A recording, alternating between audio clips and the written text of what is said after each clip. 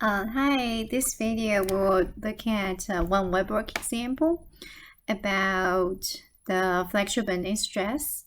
And this is homework 14 problem 1. I'm using some of my numbers.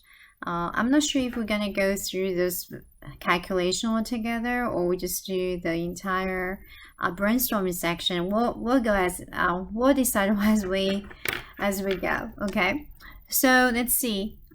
There's a beam AB. They tell us the length is 2.6 meter, and there is distributed load. W is given 830 Newton per meter, and there's external moment showing, and this member has a square 26 by 26 hole in the cross section. It's oriented 45 degree, and they said the material cannot be stressed above 140, so that's allowable stress.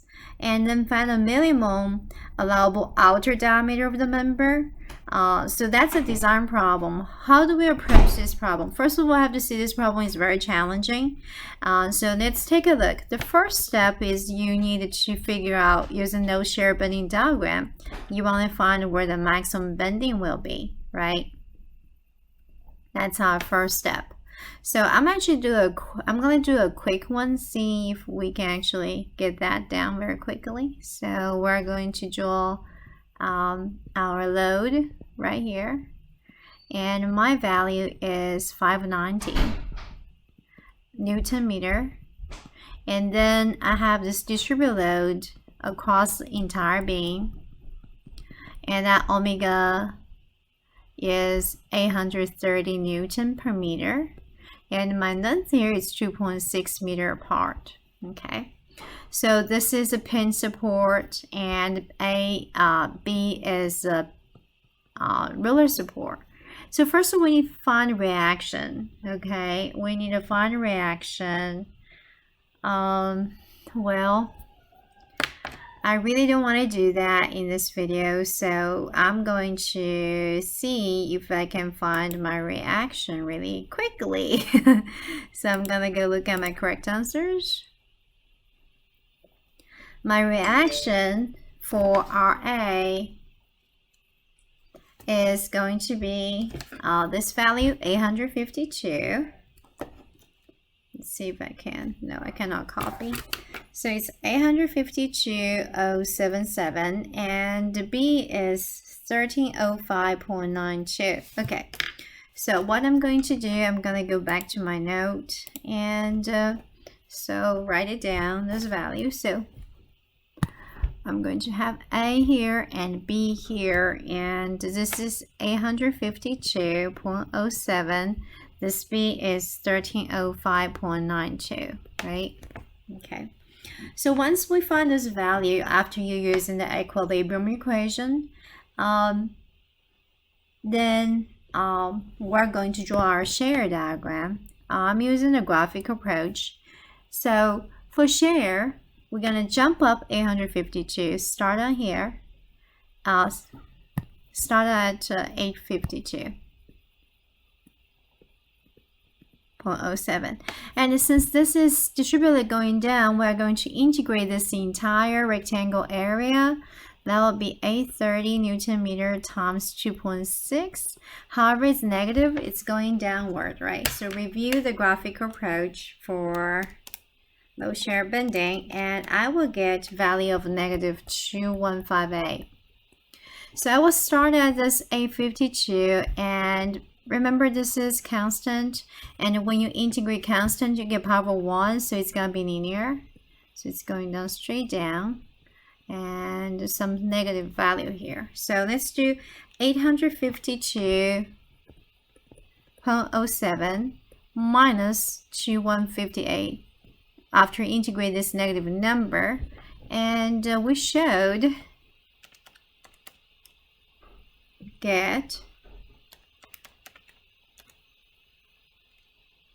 yes, we should get this negative 1305.92. All right, about. Okay, so then you're gonna have this reactive support going up from this value. So you plus the same value and you go back to 0. When you go back to 0, you know it's correct. So that's your shear. And then, however, most important thing we need to know is finding the bending. It's the last here. So bending is integration of the shear. And be aware, we have this 590 Newton meter, that's the bending, external bending. It's clockwise rotation.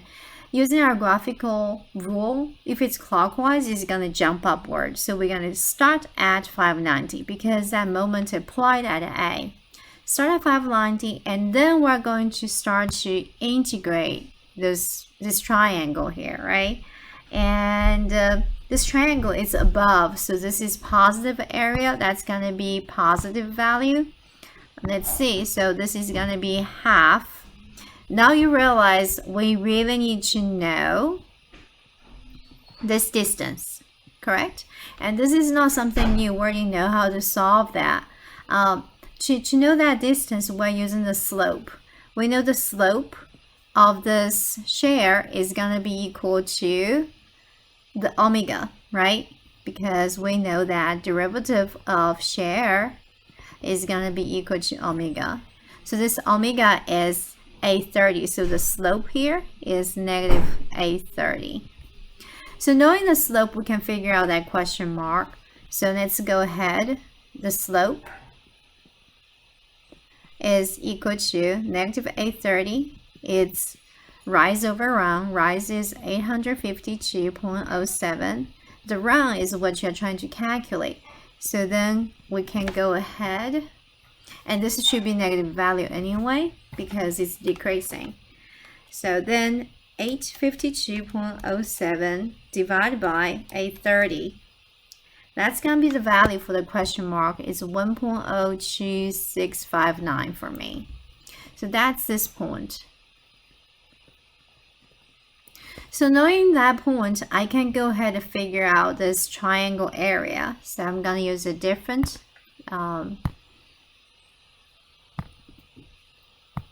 color. So this triangle area right here will be half base 1.02659, then times this 852.07. That's going to be the triangle area. So use that value times 852.07, then divide by 2. Then I have a value as 436.36. Okay. So I start at 590 due to this external moment, and then I'm going to go above. We're going to add 437. So start of this one here. I'm going to move this 590 a little bit below because I need to add more. 490 right here. And then I'm going to go increase to this point, and that's going to be my maximum bending moment. So 590 plus 437.36. That's about 1027.36. Okay, and if that's actually the value to put in here, right? But just for the sake of completing this low shear bending diagram, we know we're going to draw, since this is a power of 1, integrate going to become power of 2, and it's going to be like this because the slope here should be equal to shear 0, so it's going to be curved this way. And then if you're curious, you can go ahead and actually find out the area of the triangle below, which is this, right? This triangle area. Then we need to figure out what is the value here for this area. It's gonna be half base times height, and we know height is this value, 1305.92, and the base is this distance. That distance will be my entire length A, 2.6, minus this 1.02659. That's the remaining length. And if I were trying to do that, that's going to be negative since it's below the x-axis. So let's do a quick calculation, just trying to prove our bending diagram is correct.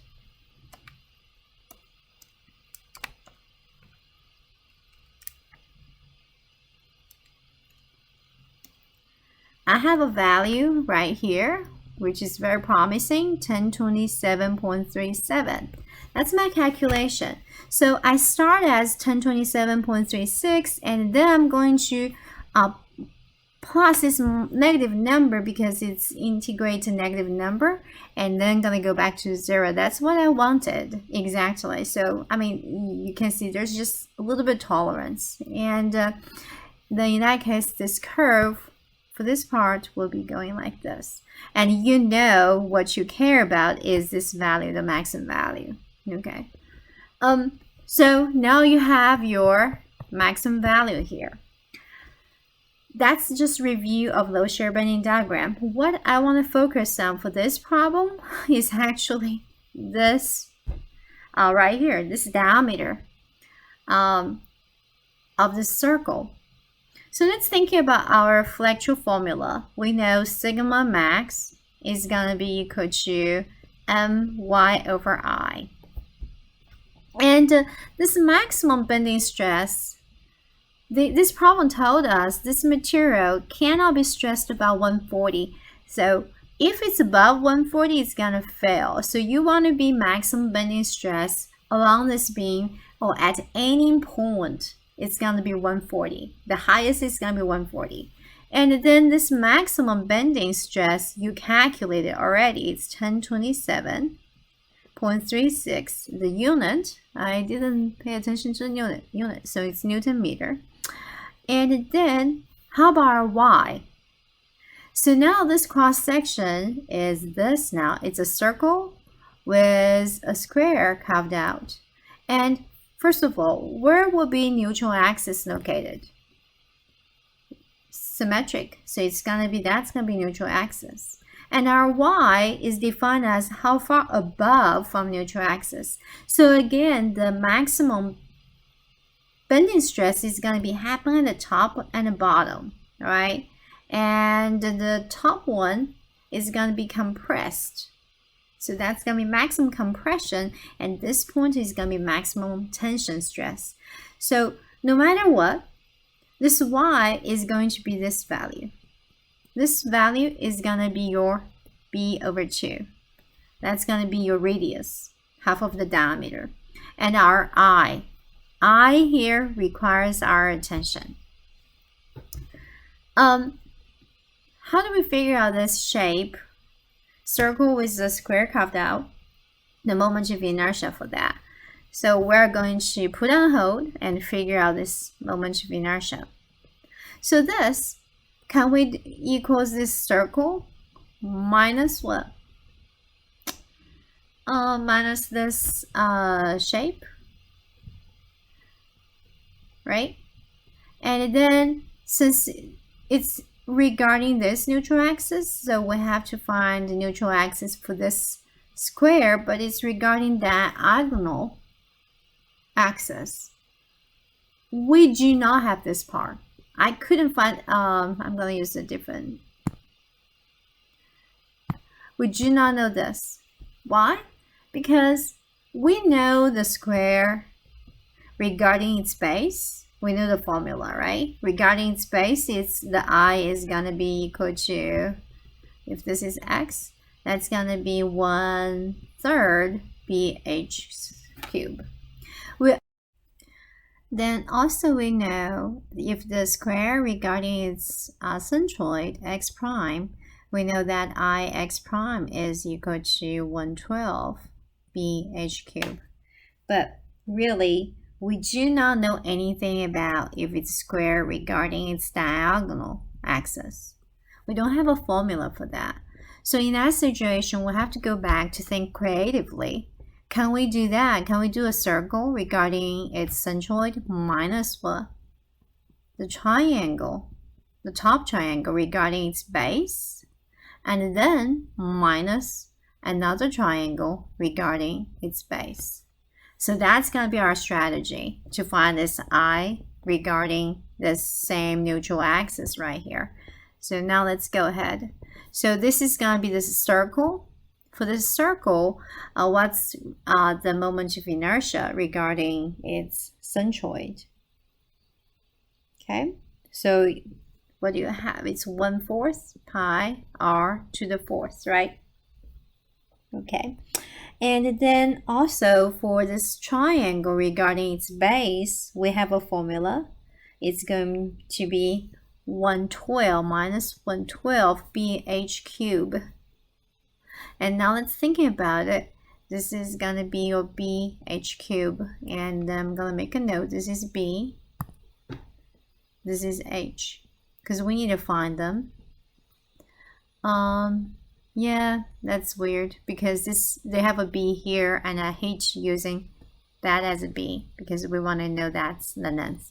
So actually, instead of using the b, I'm gonna try to calculate that. So what's gonna be the base for this triangle? We know it's c and c, so using Pythagorean's theorem, c squared plus c squared take a square root.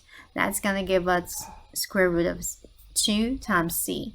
So that's square root of 2 times c. And how about the height? The height is basically that's the distance, and square root of so again this height is going to be half of the diagonal, so that's actually going to be square root of 2 divided by 2 times c. So we're going to replace this h with square root of 2 divided by 2. That's our height for that triangle here. Then cube. And then we minus the top triangle. How about the bottom triangle? Well, it's flipped, but moment of inertia, it's also regarding its base. So that's the same. So it's basically the same value. So instead of writing it down twice, I'm going to see this whole thing times 2 to come for the two triangles.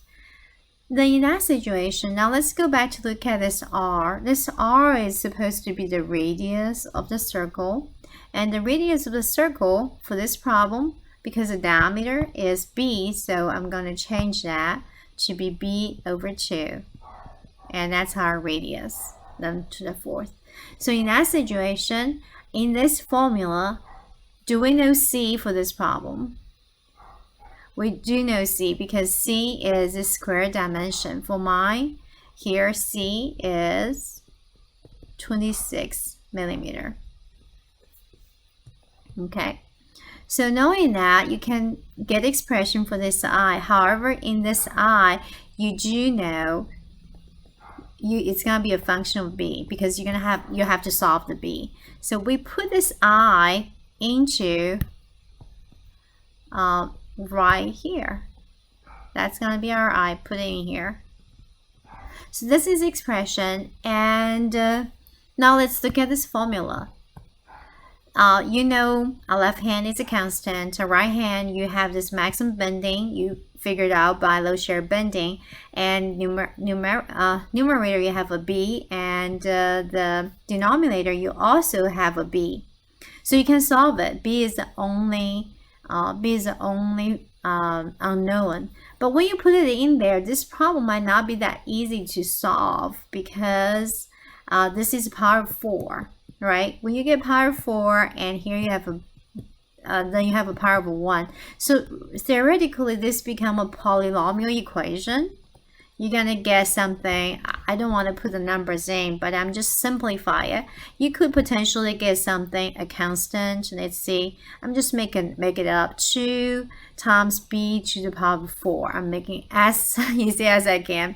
So then we have minus, let's see, this constant is 3, b equals constant, or minus some constant equals 4 equal to 0. You will get a formula like this, right? Of course, your coefficient is going to be way more crazy than what I have here.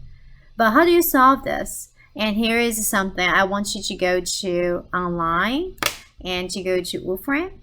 So I will see if I can do that here. Okay, so you'll go to Wolfram Alpha and then go ahead, put your equation in somewhere, like solve algebra, like something like this. For example, I'm gonna see, I'm gonna change this power of 4, and there's no power of 2, imagine. Likely this problem don't, equals something like that. Okay, so that's similar to what you have. And then you can go ahead and solve. Then they give you this x value, real solution for x value. Okay, so you will get an answer. So that would be the way to solve this problem at the end, to get your answer, to find your B. Okay, so that's all I have for this problem. And like I said, for this problem, the key is for this moment of inertia right here, and it's a little different. That's all. Okay, I'll see you on the next one. Bye now.